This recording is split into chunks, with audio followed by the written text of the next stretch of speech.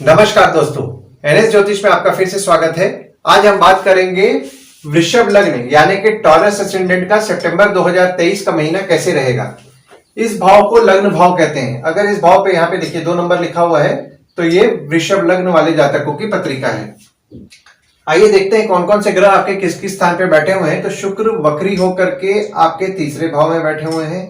सूर्य बुध आपके चौथे भाव में बैठे हुए हैं। मंगल आपके 5वें भाव में बैठे हुए हैं। वहीं केतु आपके 6वें भाव में बैठे हुए हैं। शनि आपके 10वें भाव में बैठे हुए हैं। चंद्रमा आपके 11वें भाव में बैठे हुए हैं और गुरु राहु आपके 12वें भाव में बैठे हुए हैं। गोचर अगर हम देखें तो देखिए शुक्र का गोचर हुआ था 7 अगस्त को। शुक्र वक्री होकर के आपके तीसरे भाव में आए थे, जो कि 1 अक्टूबर तक आपके तीसरे भाव में रहने वाले हैं।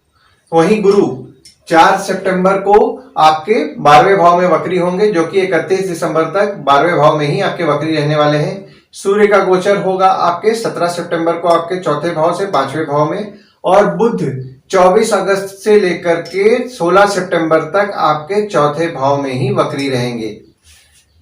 आपके समझने के लिए दृष्टि के लिए मैंने कुछ मार्किंग किया हुआ है। तो शनि की दृष्टि के लिए स्टार मार्किंग किया है, गुरु की दृष्टि के लिए डॉट मार्किंग किया है और मंगल की दृष्टि के लिए हैश मार्किंग किया है। तो शनि आपके 10वें भाव में बैठ करके 1, 2, 3 तीसरी दृष्टि आपके 12वें भाव में डाल रहे हैं। 4, 5, 6, 7 सातवीं दृष्टि डाल रहे हैं आपके चौथे भाव में, और 8, 9, 10 10वीं दृष्टि डाल रहे हैं आपके 7वें भाव में। देखिए जहां जहां शनि की दृष्टि है वहां वहां मार्किंग आपको दिख जा रहा होगा।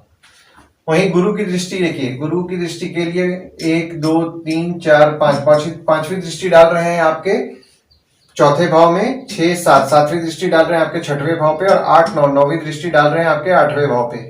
मंगल की दृष्टि के बारे में अगर हम बात करें तो देखिए मंगल 1, 2, 3, 4 चौथी दृष्टि डाल रहे हैं मंगल आपके 8वें भाव में। 5, 6, 7 सातवीं दृष्टि डाल रहे हैं आपके 11वें भाव पे, और 8वीं दृष्टि डाल रहे हैं आपके 12वें भाव पे। देखिए ऊपर के जो नंबर्स हैं 6, 7, 8, 9, 10, 11, 12, 13, 14, ये सब चंद्रमा जिस जिस दिन जिस घर में गोचर कर रहे हैं वो नंबर मैंने लिखा हुआ है। देखिए लग्न पे आपके कोई ग्रह नहीं है, ना ही किसी ग्रह की दृष्टि पड़ रही है, पर आपके लग्न के जो स्वामी हैं वो आपके तीसरे भाव में विराजमान है। पर यहाँ पे 6 और 7 तारीख को आपके चंद्रमा आपके लग्न पे आएंगे, और वृषभ में चंद्रमा उच्च के होते हैं। देखिए यहाँ पे आप अपने धैर्य से प्रगति करेंगे। अगर आप मेहनत करेंगे तो आपका भाग्य भी आपका साथ देगा। पूरे महीने आपका पराक्रम अच्छा बढ़ा रहेगा, और आपका ध्यान आपके छोटे भाई बहनों पर अभी रहने वाला है। दूसरे भाव में आपके कोई ग्रह नहीं है, ना ही किसी ग्रह की दृष्टि पड़ रही है, पर दूसरे भाव के जो स्वामी हैं आपके चौथे भाव में बैठे हुए हैं। हालांकि चंद्रमा 8 और 9 तारीख को आपके दूसरे भाव में विराजमान करेंगे। देखिए 8 और 9 तारीख को आपके फैमिली वाले विचलित महसूस करेंगे, क्योंकि यहाँ पे चंद्रमा बुध के घर में आ रहे हैं, और बुध जो है चंद्रमा को अपना शत्रु समझता है। देखिए दूसरा भाव से हम लोग वाणी, कुटुंब, कोष को देखते हैं। तो यहाँ पे आपको 8 और 9 तारीख को स्पेशली आपको अपने वाणी पे कंट्रोल रखना है। तीसरे भाव में आपके वक्री शुक्र विराजमान है, और जो तीसरा भाव है देखिए यहाँ पे कर्क का है, और कर्क के स्वामी चंद्रमा है, जो कि चंद्रमा आपके 10 से 12 तारीख तक आपके तीसरे भाव में रहने वाले हैं। देखिए यहाँ पे वृषभ राशि वालों के छोटे भाई बहन के स्वभाव में ये अक्सर देखा गया है कि उनका स्वभाव बहुत फ्लक्चुएटिंग रहता है। यहाँ पे शुक्र पूरे महीना आपके तीसरे भाव पे विराजमान रहेंगे, तो हो सकता है कि आपके छोटे भाई बहन का अपोजिट सेक्स के प्रति अट्रैक्शन बढ़े, और खासकर 10 से 12 तारीख को यह अट्रैक्शन और ज्यादा बढ़ने का संभावना है। और यहाँ पे आपका डेली का जो ट्रैवलिंग है वो रूटीन नॉर्मल रह रहा होगा, मतलब जो आपका डेली का जो ट्रैवलिंग होता है जितना वैसा ही चल रहा होगा आपका। चौथे भाव में आपके सूर्य बुध विराजमान है, और यहाँ पे सूर्य अपनी राशि में ही बैठे हुए हैं। और दृष्टि की अगर मैं बात करूं तो देखिए यहाँ पे शनि की दृष्टि पड़ रही है और गुरु की दृष्टि पड़ रही है। देखिए यहाँ पे सूर्य बुध की युति से आपके पत्रिका में बुध आदित्य योग का तो निर्माण हुआ है, जो कि 16 सितंबर तक रहेगा। देखिए चौथा भाव जो होता है वो होता है सुख का, घर का, वाहन का, माता का। तो देखिए यहाँ पे शनि की दृष्टि पड़ने के कारण जो लोग ट्रांसपोर्ट, रियल एस्टेट, नई पुरानी गाड़ी, या फिर आपका कार से रिलेटेड संबंधी या घर के से रिलेटेड संबंधी का अगर आप काम करते हैं, तो आपका काम में आपको उतार चढ़ाव जो देखने मिल रहा होगा। हालांकि ये उतार चढ़ाव आपका कम हुआ होगा 17 जून के बाद, जब ये शनि वक्री हुए होंगे, उसके बाद से कुछ आपका ठीक हुआ होगा, लेकिन आप जनवरी से ये नोटिस किए होंगे कि आपके काम में थोड़ा उतार चढ़ाव आपको देखने मिल रहा है। 5वें भाव में आपके मंगल विराजमान है और सूर्य भी आपके 5वें भाव में आ जाएंगे 17 सितंबर से। देखिए मंगल जो यहाँ पे है आपके 7वें और 12वें भाव के स्वामी हैं, जो आपके 5वें भाव में बैठे हुए हैं। देखिए आप अभी नोटिस किए होंगे कि 18 अगस्त के बाद आपके जो बच्चे होते हैं उन पे आपका खर्च बढ़ा होगा। जो स्टूडेंट्स अभी बाहर जाकर के पढ़ना चाह रहे हैं उनके लिए यह समय बहुत फेवरेबल रहने वाला है।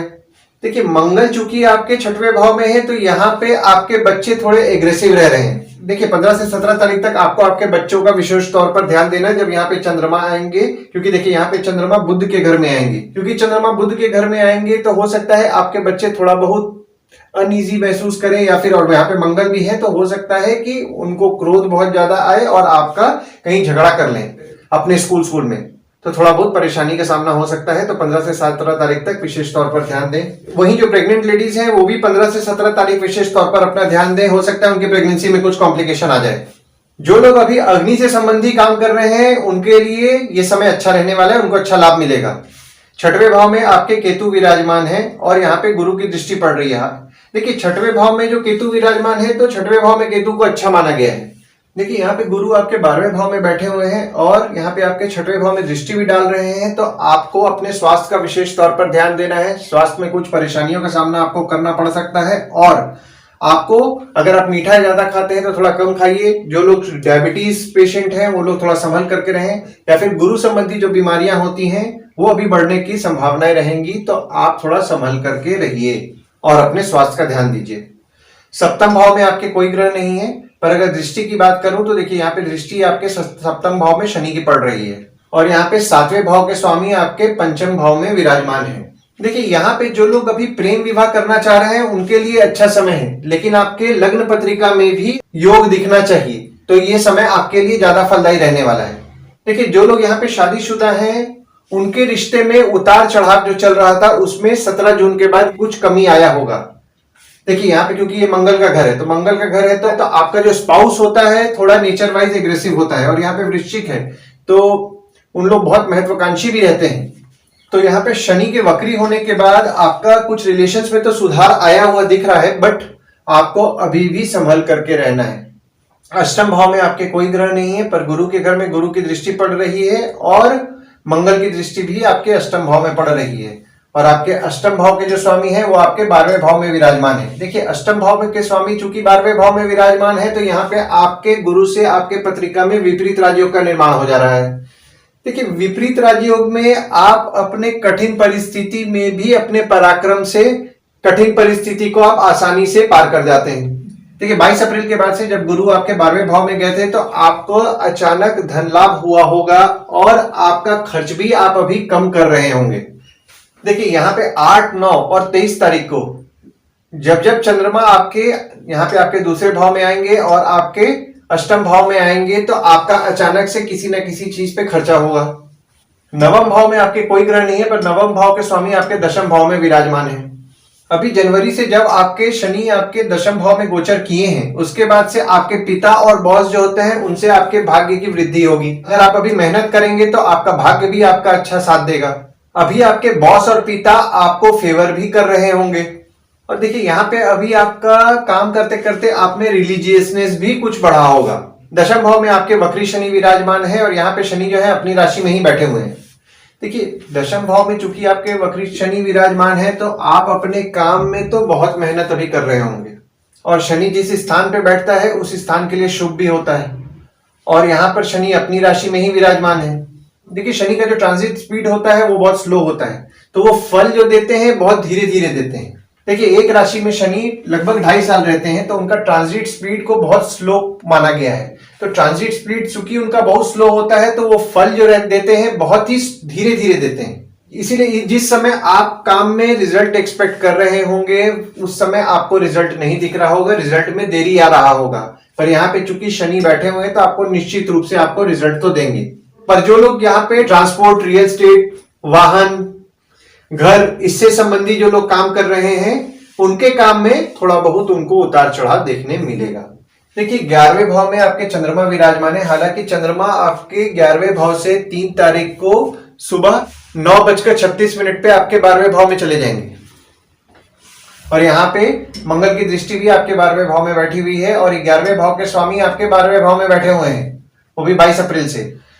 देखिए 22 अप्रैल के बाद आप ये अपने आप में नोटिस किए होंगे कि आपका जितना भी आप कमा रहे हैं आपका उतना खर्च हो जा रहा होगा। आपका सेविंग जो आप एक्सपेक्ट कर रहे हैं वैसा नहीं हो पा रहा है और खर्च ज्यादा बढ़ गया है। तो आपका खर्च कम करने का आप खर्च कोशिश कर रहे हैं, पर आपका तब भी आपका खर्चा हो जा रहा है, तो जिससे आपका जो भी आपका कमाई हो रहा है उतना ही आपका लगभग खर्च हो जा रहा है। पर अभी जो लोग विदेश में रह करके काम कर रहे हैं उनके लिए समय अच्छा रह रहा है। 12वें भाव में आपके गुरु राहु विराजमान है, शनि की नीच की दृष्टि आपके 12वें भाव में पड़ रही है और मंगल की दृष्टि भी पड़ रही है आपके 12वें भाव में। और यहाँ पे गुरु राहु की युति से आपके पत्रिका में गुरु चांडाल योग का भी निर्माण हुआ पड़ा है। देखिए इस समय आपके माता, घर, वाहन, दोस्तों पे आपका खर्च हो रहा होगा। आइए हम लोग गुड डेट्स और बैड डेट्स के बारे में जान लेते हैं। तो गुड डेट्स वो डेट्स होते हैं जिस दिन आप कोई नया काम शुरू करना चाह रहे हैं तो आप कर सकते हैं। कोई कंपनी के साथ अगर आपका एग्रीमेंट होने वाला है तो आप इस डेट को कंसीडर कीजिए। कहीं बाहर जाने का प्लान कर रहे हैं तो आप कंसीडर कीजिए। इवन आपको कहीं से ऑफर आया है और इस डेट्स को अगर आप ज्वाइन करेंगे तो आपके लिए अच्छा रहेगा। तो डेट्स हो जाते हैं 6 और 7 तारीख, 13, 14 तारीख, 20 से 22 तारीख, 24 और 28 तारीख। वहीं बैड डेट्स में आप कहीं अगर बाहर जाने का प्लान कर रहे हैं तो नहीं कीजिए। कुछ नया खरीदना सोच रहे हैं तो इस डेट को अवॉइड कीजिए। कोई कंपनी में अगर आप ज्वाइनिंग है तो आप इस डेट को अवॉइड कीजिए।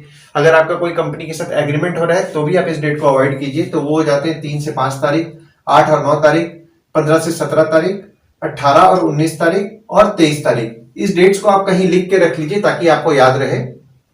देखिए उपाय में आपको पूरे महीने साबुत चने की दाल जो होते हैं उसका अगर आप दान करेंगे तो आपके लिए अच्छा रहेगा। हल्दी ले लीजिए, हल्दी का पीस ले लीजिए, उसको आप छोटा छोटा टुकड़ा, करीब छोटे छोटे जो टुकड़े होते हैं ना साबुत हल्दी, उसको आप ले लीजिए। उसको लेकर के कटोरी में मंदिर में आप रख दीजिए। 1 महीना में जब आपका लगभग 1 पाव आधा किलो जब हो जाए तो उसको अगर आप मंदिर में दान देंगे तो वो आपके लिए अच्छा रहेगा। इससे आपको अच्छा रिजल्ट आपको मिलेगा और कठिनाइयां कम होंगी। आशा करता हूं इस वीडियो में दी हुई जानकारी आपको पसंद आई होगी। अगर आप हमें YouTube पे देख रहे हैं तो हमारे YouTube चैनल को लाइक कीजिए, सब्सक्राइब कीजिए और नोटिफिकेशन बेल दबाइए ताकि हमारा वीडियो आपके पास सबसे पहले पहुंच जाए। अगर आपको ये वीडियो पसंद आया हो तो इस वीडियो को लाइक कीजिए। अगर आप हमें Facebook पे देख रहे हैं तो Facebook पेज को लाइक कीजिए और हमारे वीडियो को लाइक करना ना भूलें। धन्यवाद दोस्तों, कल फिर मिलेंगे एक नए वीडियो के साथ।